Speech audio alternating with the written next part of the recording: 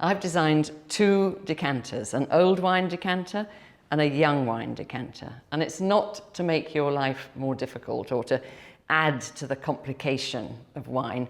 It's just to make wine taste as good as possible. If you've paid the money for it, you might as well taste it in peak condition.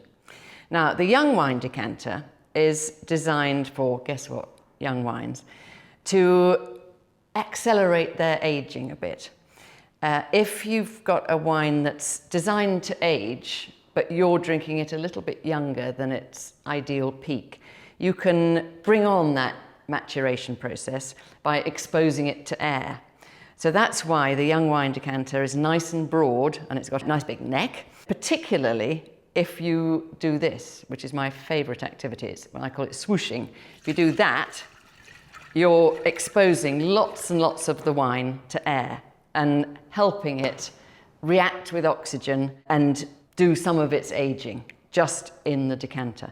And a lot of people think decanting is only for red wines, but actually there are a lot of white wines, good quality white Burgundy, say, that need a bit of encouragement to open up.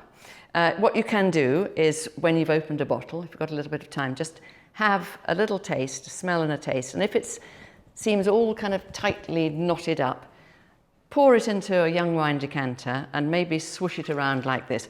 You can put this in the fridge if you've got enough height on a shelf and you want to keep it cool, although a lot of white wine is served too cold. Or with a young red, like a red Bordeaux or a Barolo or an ambitious kind of Chateauneuf du Pape or something that just needs a little bit of air to breathe.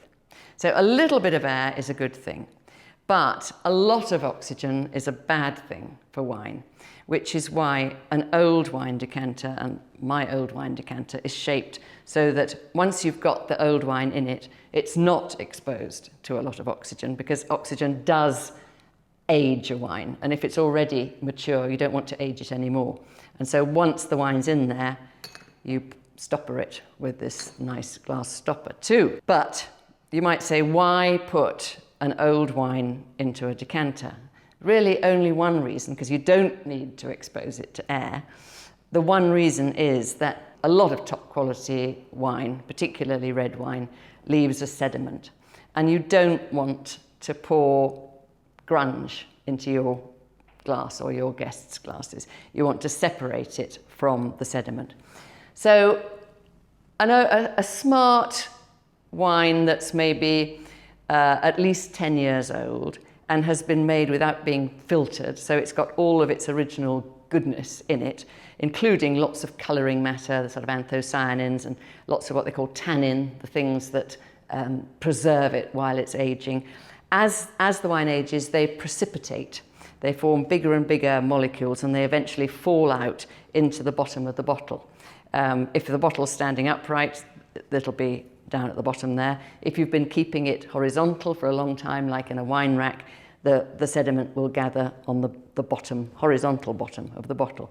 And I use a torch, or you could, any sort of light source, strong light source. You can actually tell often whether a wine's got sediment just by looking at the base of the bottle, or looking along there if you're keeping the bottle horizontal. And you can often see, as long as the glass isn't too thick or too dark, you can actually often see the sediment. A strong light source is a good idea. I happen to use this torch, but you could do it against a candle or a naked light bulb. Or often, if you've got a nice plain white worktop, you can see the sediment against that too. So the main point is, if you've kept your bottle horizontal, keep it for a day or so upright to let all that sediment fall down to the bottom. And then, as soon as possible before when it's ready to serve, decant it, pour it into a decanter against this strong light, which is what I'm going to do now. And I'm going to have the strong light just under the bottleneck, so that I can see, when the sediment comes into the bottleneck, and then I will stop pouring. And a nice, slow, steady pour is a good idea. So I'll just keep pouring till I see the little grainy sediment coming into the bottleneck. And then I'm going to stop because maybe I can get it just a little bit more.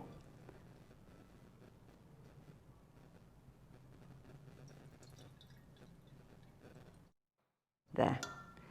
And that will have the sediment in the bottom of the bottle. I'll firmly put the stopper on there so that oxygen isn't going to age the wine anymore. And there are some people who let the remains settle even more and perhaps manage to pour off a little bit the following morning and enjoy it. But there you have a nice, clean, sediment-free, mature wine and a nice aerated young wine there, both of which will taste better having come out of these decanters than they would have done if they'd come straight out of the bottle.